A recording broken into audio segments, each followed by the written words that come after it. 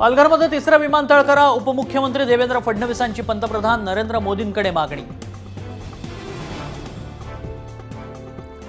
तानाजी सावंतांचं आणखीन एक वादग्रस्त विधान, धाराशिवच्या कोठावळा पिंपळगावात शेतकऱ्याला केली दमदाटी।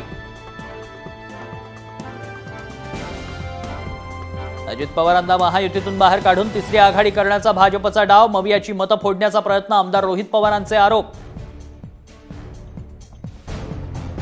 वांद्रे पूर्वचे काँग्रेस आमदार झिशान सिद्दीकींची काँग्रेसमधून हकालपट्टी, काँग्रेस प्रदेशाध्यक्ष नाना पटोलेंची माहिती।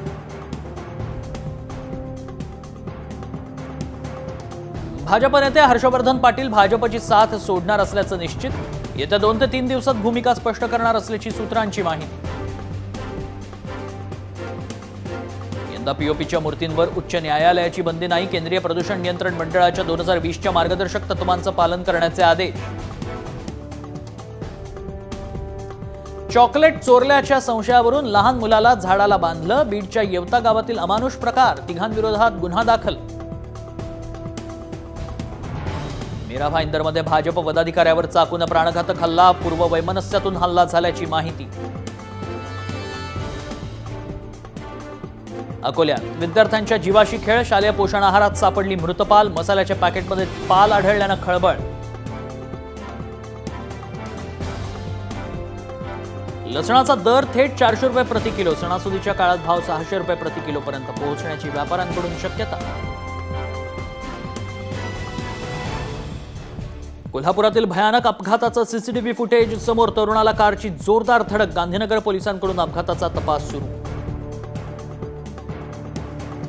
आंध्र प्रदेशच्या गुडलावलेरू इंजिनिअरिंग कॉलेजच्या हॉस्टेलमधील शौचालयात कॅमेरा, विद्यार्थ्यांना छुप्या कॅमेरानं शूट केले 300 व्हिडिओ, सोशल मीडियावरही केले व्हायरल। सरकारी अधिकारी आणि कर्मचाऱ्यांच्या बदल्यांचा मुहूर्त अखेर ठरला, लोकसभेच्या आचारसंहितेमुळे लांबलेल्या बदल्या आता एप्रिल आणि मे मध्ये होणार। पवार झेड+ सुरक्षा नाकारण्याचीच शक्यता, सुरक्षा व्यवस्था घराबाहेर राहू द्या, पवारांनी अधिकाऱ्यांना दिल्या सूचना।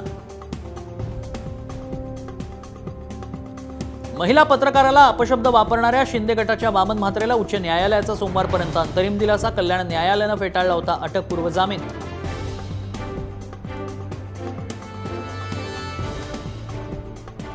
राजकोट किल्ल्यावर 5 ते 10 मिनिटात नौदलानं केली पाहणी, चेतन पाटलांची ही चौकशी केल्याची माहिती समोर।